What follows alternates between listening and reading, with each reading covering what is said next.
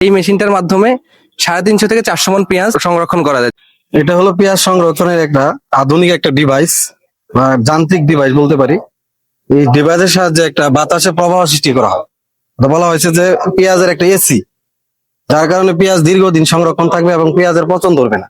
তা পেঁয়াজের এই মেশিন যে সরবরাহ করেছে সেটা হলো কৃষি বাজার রংপুর।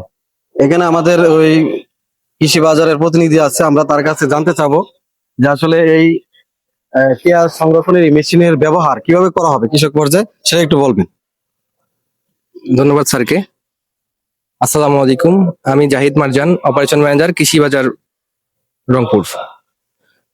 আমরা আজকে যে মেশিনটা আমরা নিয়ে এসেছি এটা হচ্ছে পেঁয়াজের এক ধরনের এসি। মানে আমার বাসায় আমরা এসি ব্যবহার করি। পেঁয়াজ যদি সংরক্ষণ করতে যাই, যদি এমনিতে ঘরে রাখি তাহলে নষ্ট হয়ে যাবে।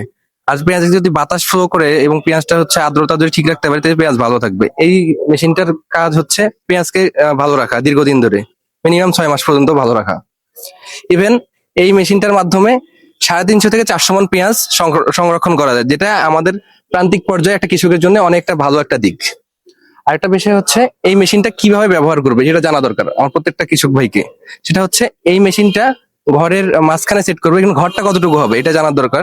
ঘরটা হবে দৈর্ঘ্যে 17 ফিট এবং প্রস্থে 12 ফিট, এবং সাইড যে মাচাটা দিবে, আমাদের পাকা ওয়ালের সাথে পেঁয়াজ রাখি, সেক্ষেত্রে আমাদের পেঁয়াজের নষ্ট হয়ে যাওয়ার সম্ভাবনা সবচেয়ে বেশি।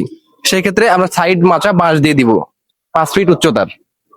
এবং পেঁয়াজের যে আমরা নিচের মাচাটা দিব, নিচের মাচাটা আমি একটু দেখিয়ে দিই স্যার।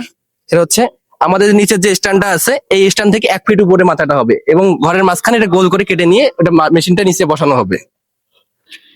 আর একটা বিষয় হচ্ছে বাতাসটা নিচ থেকে ফ্লো করবে, যেহেতু মাথাটা আমরা একটু ফাঁক ফাঁক করে রাখবো যাতে নিচ থেকে বাতাসটা ঠিকমতো ফ্লো করতে পারে। এবং প্রথম মাসটা কন্টিনিউ আমাদের এই মেশিনটা চলবে।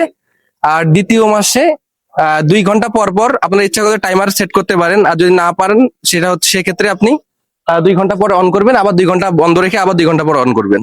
এইভাবে মেশিনটা চালালে ইনশাল্লাহ খুব ভালো সার্ভিস দিবে এবং আমরা ভালো পেঁয়াজ সংরক্ষণ করতে পারবো। ধন্যবাদ।